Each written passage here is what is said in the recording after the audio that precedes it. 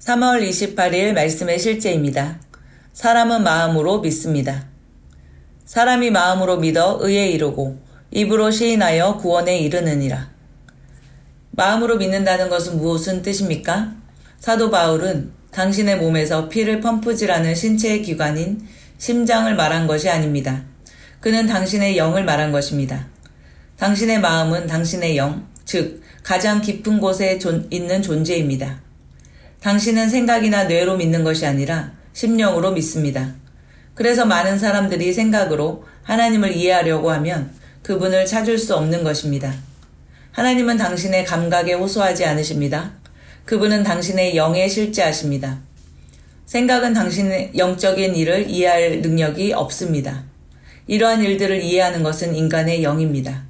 사람의 영이 하나님께 죽어 있으면 하나님의 일들이 그에게 어리석게 보일 것입니다.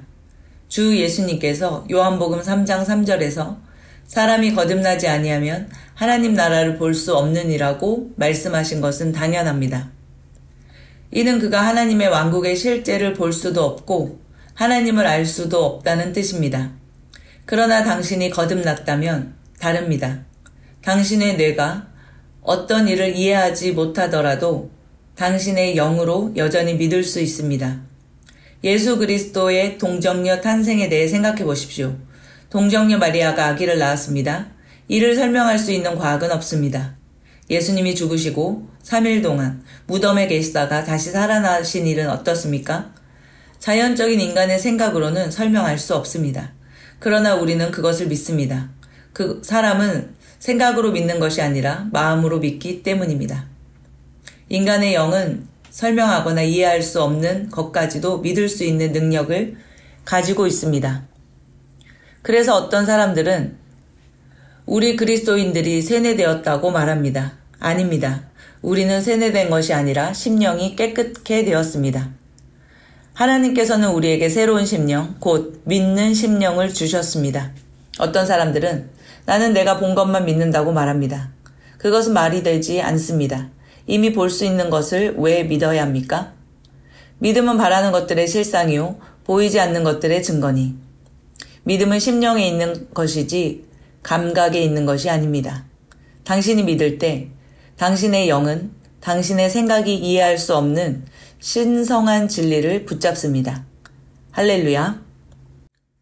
참고 성경 구절입니다. 마가복음 11장 22절에서 24절 말씀입니다. 예수께서 응답하여 그들에게 이르시되 하나님께 대한 믿음을 가지라.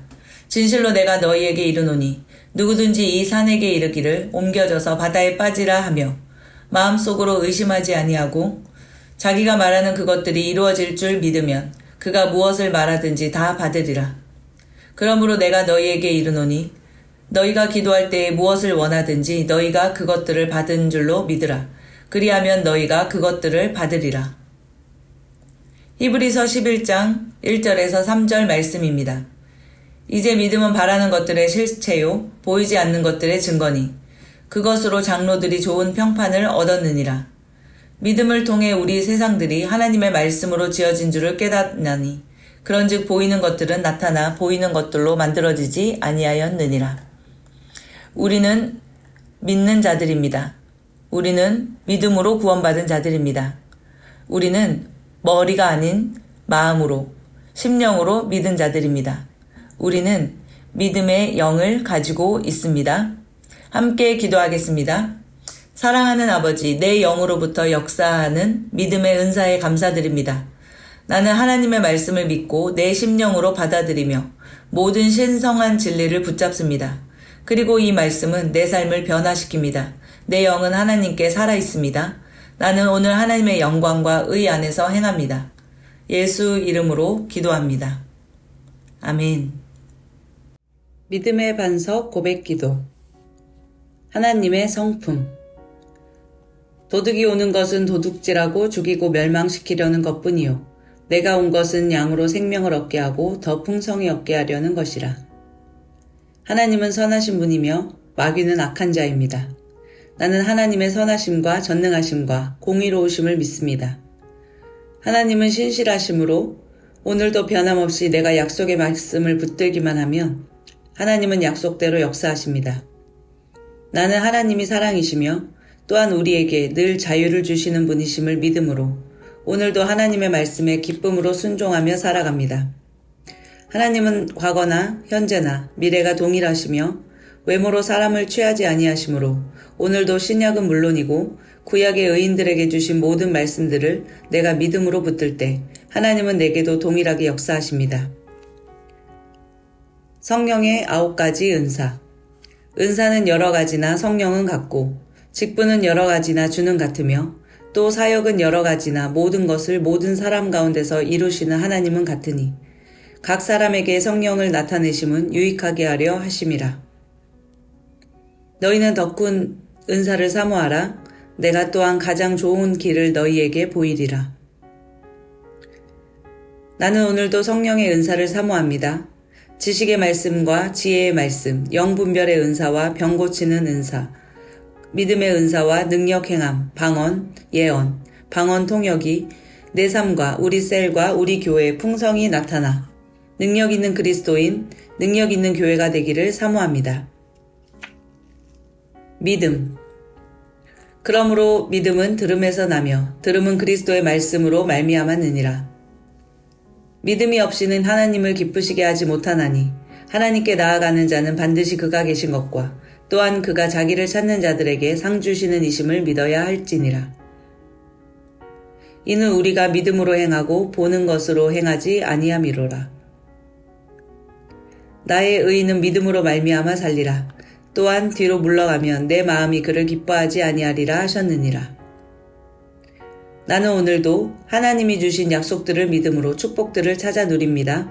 믿음은 하나님의 말씀을 들을 때 생기며 또한 그것들을 고백할 때 역사하게 됩니다. 나는 보는 것으로 살지 않고 믿음으로 살아갑니다.